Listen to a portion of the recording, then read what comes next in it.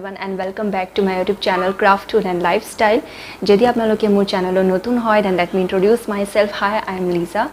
Jehetu agor vlog video tut moi apnalokok olopman clip dekhaisilo aru koisilo je next video tut moi apnalokor logot eta DIY share korim. So aji ei video tu hoise he DIY uprot aru moi banaisu DIY wall hanging. এই DIY wall hanging or speciality etu hoy je moi etu pelonia সামগ্ৰী ৰে তৈয়াৰ কৰি লৈছো মানে waste product use কৰি পেলাই মই বনাইছো আৰু এই wall hanging টো আপোনালোকৰ যি কোনো ৰুমত ধুনিয়াকে সজাই মেলি থব পাৰে এই wall hanging টো বনাবলৈ মই জুনবোৰ পেলোনিয়া সামগ্ৰী ইউজ কৰিছো হেতু হৈছে কোনি পাতা যোনটো আমি ক এক ট্ৰে জিহত আমাৰ কোনিবোৰ আহে তাৰ পিছত যেহেতু আমি আজিকালি অনলাইন অৰ্ডাৰ কৰোৱে আৰু অনলাইন অৰ্ডাৰ কৰাৰ পিছত আমি বহুত कार्डबोर्ड्स बुर पाओ सो जोनबुर कार्डबोर्ड यूज करिब पारा होय बा जोनबुर कार्डबोर्ड बुर ভাল অৱস্থাত থাকে হে कार्डबोर्ड्स बुर মই বাছি লৈছো আৰু হে कार्डबोर्ड यूज কৰি পেলাই আজি এই DIY টো ৰেডি কৰিছো তেনেহলে পলম নকৰি চাও আহক আজি এই DIY এই wall hanging ৰ কাৰণে প্ৰথমতে আমাক লাগিব এটা ফ্ৰেম আৰু ফ্ৰেমটো বনাবৰ কাৰণে মই লৈছো এই ধৰণৰ এটা कार्डबोर्डটো মই সাৰ্কুলাৰ শেপ আঁকি লম যদি আপোনালোকৰ ওচৰত কম্পাস আছে কম্পাস ইউজ কৰিব নহলে বা যি কোনো এটা গোলাকাৰ প্লেট হেতু ইউজ কৰিব পাৰে সাৰ্কেলটো কিমানখিনি বহল লাগে হেতু আপোনালোকৰ ওপৰত ডিপেন্ড কৰে মই এই ধৰণে লৈছো আৰু এতিয়া মই ডাঙৰ সাৰ্কেল আৰু ভিতৰৰ যোনটো সাৰ্কুলাৰ পাৰ্ট হয় হেতু কাটি পেলাই মোৰ ফ্ৰেমটো উলিয়াই দিম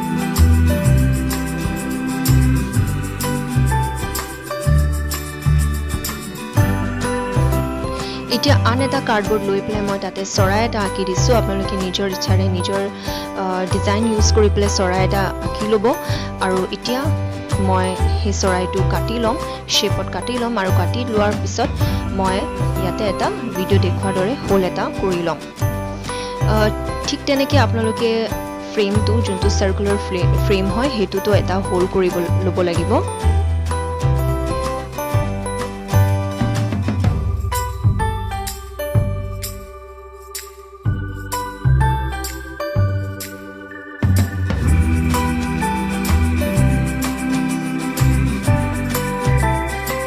Next, इटा कार्डबोर्ड तो आरो अलमान ड्यूरेबल करि लबो कारणे মই ইয়াতে হোয়াইট সিমেন্টৰ পেষ্টৰ এটা লেয়াৰ লগাম আৰু হে পেষ্টটো বনাবৰ কাৰণে মই হোয়াইট সিমেন্টৰ লগত অলপমান গ্লু আৰু ওয়াটাৰ মিক্স কৰি পেলাই এটা ধুনিয়া কনসিস্টেন্সি ৰেডি কৰি লৈছো ভিডিও দেখুৱাৰ দৰে কনসিস্টেন্সিটো বেছি ৰানি হ'ব নালাগে এটা ঠিক কনসিস্টেন্সি হ'ব লাগে বেছিও ঠিক নহয় আৰু বেছিও ওয়াটাৰি নহয় এতিয়া মই সাৰ্কুলাৰ ফ্ৰেমৰ ওপৰত ভালকে এই হোয়াইট সিমেন্টৰ পেষ্টটো ভালদৰে লগাই লম আৰু ঠিক তেনেকৈ চৰাইটো ওপৰতো লগাই লম মই পিছ সাইডে লগোৱা নাই মই অকল ফ্ৰন্ট সাইডে লগাইছো আপোনালোকৰ মৰ্জি আপোনালোকে পিছ সাইডেও লগাব পাৰে বাট নহলেও হ'ব আৰু ফ্ৰন্ট সাইডত লগালেও হ'ব তাৰ পিছত মই আঙুলি ইউজ কৰি পেলাই মই মোৰ পেষ্টটো ধুনিয়াকে সমান কৰি লৈছো এই হোয়াইট সিমেন্টৰ লেয়াৰটো শুকাবৰ কাৰণে এটলিষ্ট 3 to 4 আৱাৰ্ছ লাগে আৰু শুকুৱাৰ পিছত একচুয়ালি মই স্যান্ড পেপাৰ দি পেলাই তাৰ ওপৰৰ সাৰফেসটো স্মুথ কৰি লৈছিলো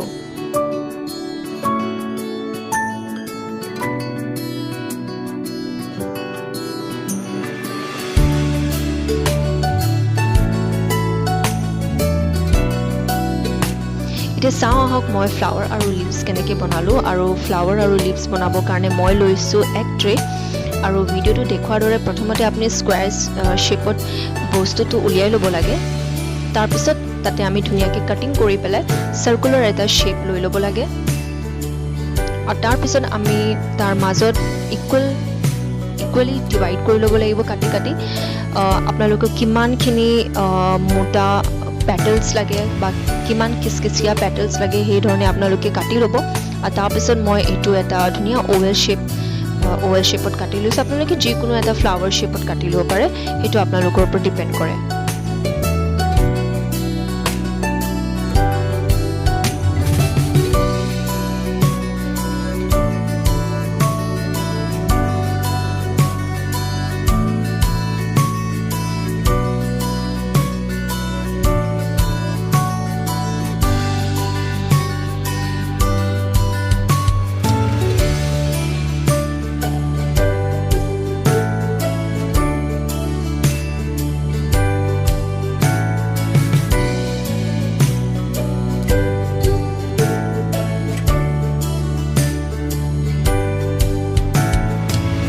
ঠিক তেনেকৈ মই লিভছকেইটাও বনাই ৰেডি কৰিছোঁ।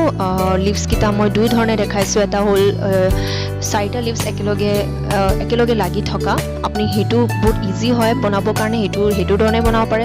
আৰু আমাক যদি ছিংগল লিভছ লাগে সেইটো আমি তেনেকৈ উলিয়াই ল'ব পাৰোঁ। ভিডিঅ'টোত যি ধৰণে দেখুওৱা আছে আপোনালোকে সেইটো ধৰণে ফ'ল' কৰিলে হ'ব।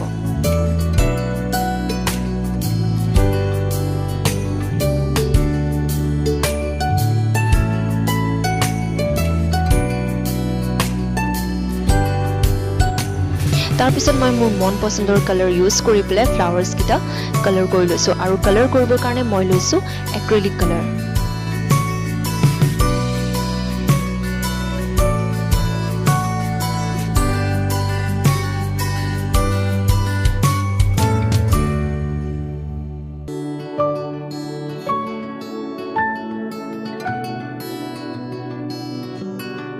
যিহেতু মোৰ ফ্ৰেমটো ভালদৰে শুকাই গ'ল, এতিয়া মই ইয়াৰ ওপৰত লগাইছোঁ জেছৰ লেয়াৰ। মই ফ্ৰণ্ট আৰু বেক দুটা পাৰ্টতে লগাই লৈছোঁ। অকল চাৰ্কুলাৰ ফ্ৰেমত নহয়, চৰাইটোতো মই জেছো লগাই লৈছোঁ। আৰু তাৰপিছত মই শুকাবলৈ দিছোঁ।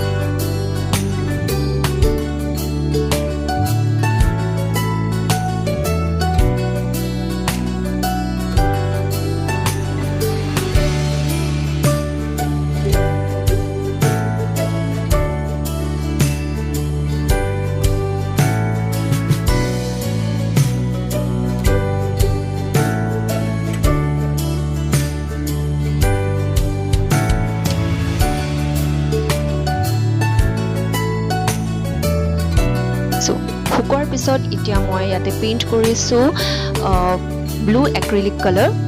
মই ইয়াতে ডাবল কোট ইউজ কৰিছোঁ। ডাবল কোট ইউজ কৰিলে ৰংটো ভালকৈ ফুটি উঠে। আৰু তাৰপিছত মই মোৰ ফুল আৰু পাতখিনি নিজৰ মন মৰ্জি জেগাত ধুনীয়াকৈ আপোনালোকে নিজৰ মন মৰ্জি আপোনালোকে যেনেকৈ ডেকৰেট কৰিব বিচাৰে তেনেকৈ আপোনালোকে পেষ্ট কৰি ল'ব পাৰে। পেষ্ট কৰিবৰ কাৰণে মই নৰ্মেল গ্লু, যোনটো ফেভিকল গ্লু হয়, সেইটো ইউজ কৰিছোঁ।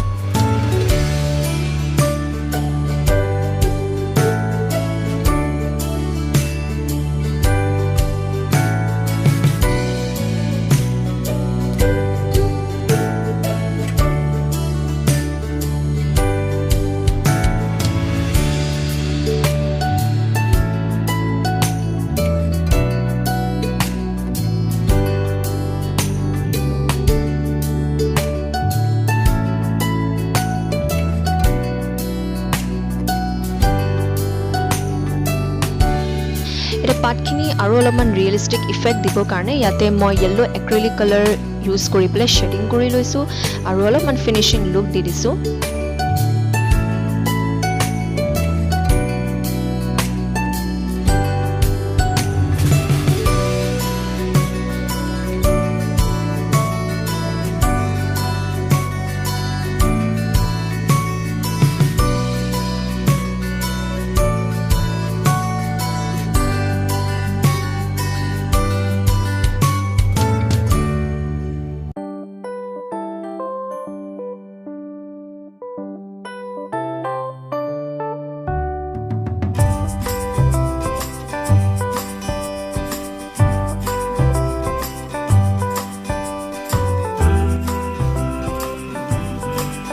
এতিয়া হোৱাইট এক্ৰেলিক কালাৰ ইউজ কৰি পেলাই মই এটা ডিজাইন আঁকি লৈছোঁ। এইটো অপশ্যনেল হয়, আপোনালোকে খুদাকেও ৰাখিব পাৰে বা বেলেগ কিবা এটা ডিজাইনো দিব পাৰে নিজৰ মন মৰ্জিৰে।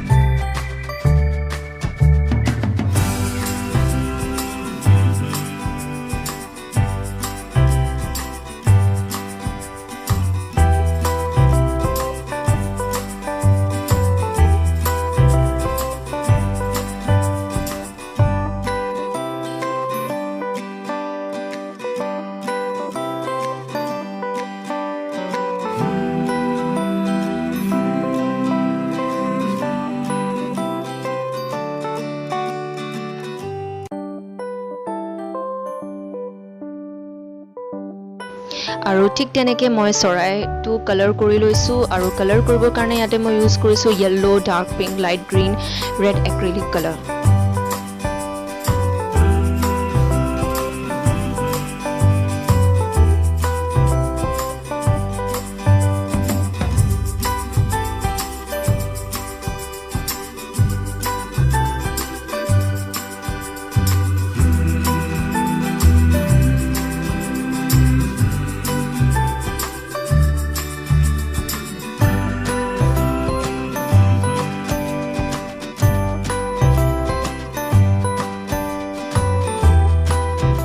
চকুকেইটা বনাবৰ কাৰণে প্ৰথমতে মই ব্লেক এক্ৰিলিক কালাৰ দি এটা ডাঙৰ ডট আঁকি লৈছোঁ। তাৰ মাজত মই হোৱাইট এক্ৰিলিক কালাৰ দি পেলাই এটা সৰু ডট আঁকি লৈছোঁ।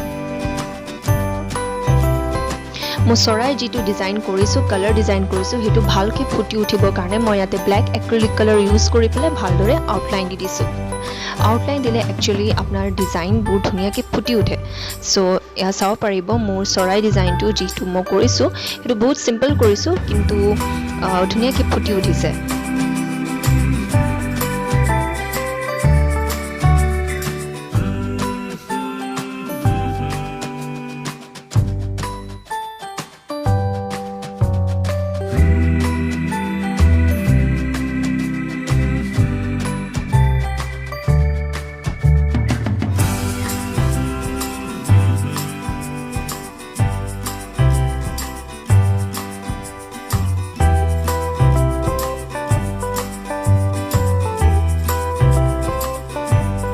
এয়া মই নিজে কেইটামান বিটছ এয়াৰ ড্ৰাই ক্লে ইউজ কৰি পেলাই বনাই লৈছিলোঁ।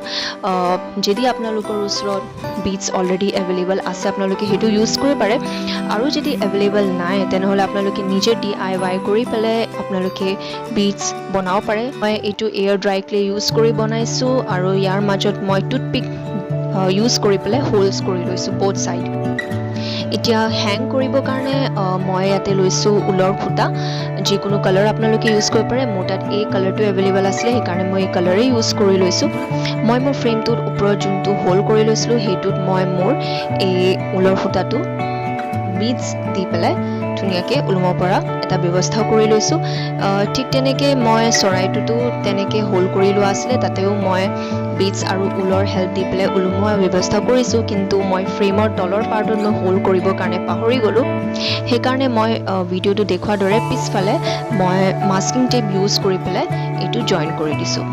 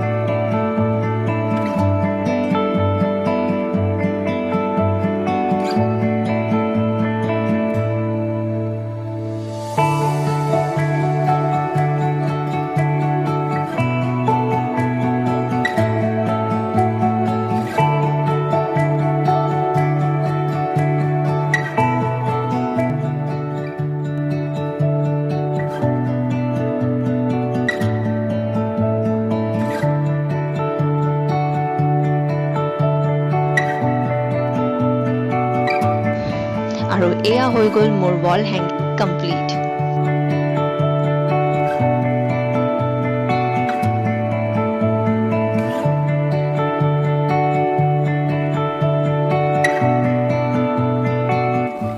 আপোনালোকে আজি এই DIYটো কেনেকুৱা পালে কমেণ্ট ছেকশ্যনত জনাবলৈ নাপাহৰিব, আৰু যদি ভাল পালে তেনেহ'লে এবাৰ নিশ্চয় নিজে ট্ৰাই কৰি চাব। খুবেই সহজ হয়, দৰকাৰ নহয় যে নিজৰ ঘৰ সজাবৰ কাৰণে বা যিকোনো এটা ৰুম সজাবৰ কাৰণে আপুনি এক্সপেঞ্চিভ বস্তু কিনি আনি সজাওক।